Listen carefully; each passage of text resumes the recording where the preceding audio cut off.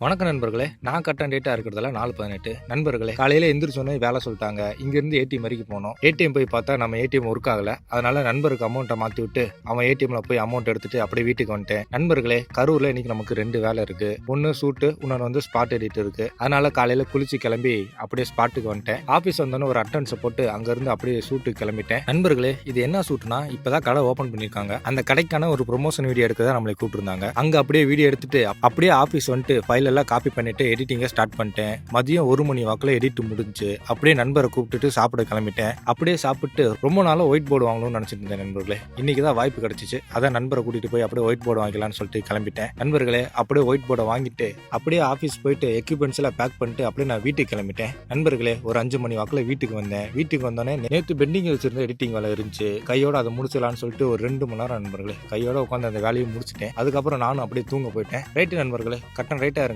நாளைக்கு சந்திப்போம்.